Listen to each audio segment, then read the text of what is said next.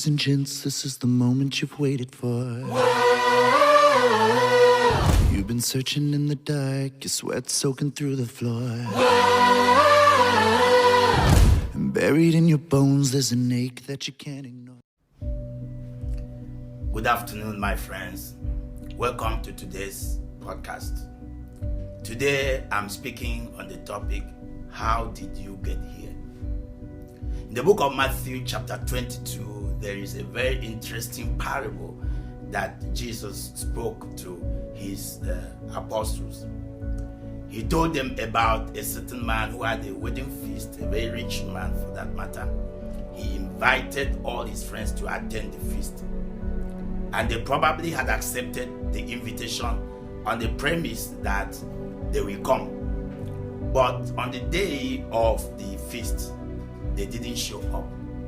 Each one of them created one reason or the other, or one excuse or the other, why they couldn't make it to that feast.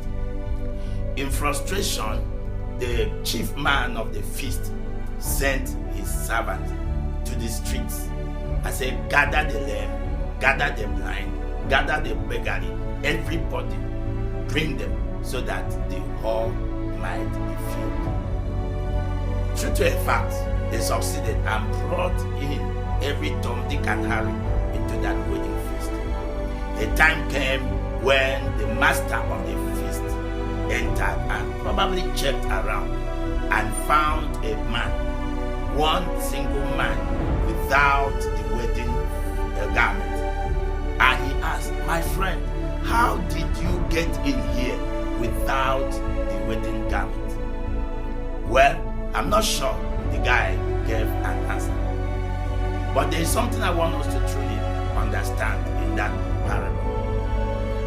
It is not possible for the man to have opened the doors of that wedding hall to every man on the street and not have a nuisance.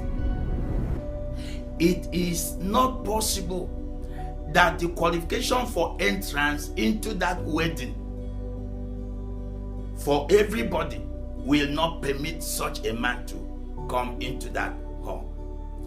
In life, you cannot open the doors of your life to every Tom, Dick, and Harry on the street and not expect to have somebody without qualification. Your life is not supposed to accept everybody. By the time the man said, go to the street, he should remember what street boys can do. I also understand that by the question he asked the man, there was also a checking at the gate that people must have the wedding garment to be able to enter. But this guy had none, yet he entered. Ladies and gentlemen, my friends, let me say this today. There is need for us to continually check and consciously check our lives to know who entered. Before the wrong people enters into your life, make sure you do a self-check. Over time, do a self-check. Check who are in my life. That man asked that unwanted guest, how did you get here?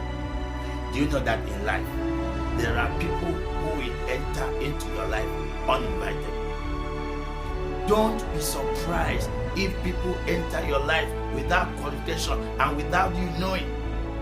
Checking will save you the embarrassment. Asking questions will save you the insult. Checking with the people that are around you will help you to understand who were there. Understand also that the man of the feast gave orders that he be bound hands and feet and thrown out of that wedding hall. Sometimes there is need for us to delete some people out of our lives. There is need for us to move some people out of our lives so that the wrong people will not permanently have a place in our lives. God bless you.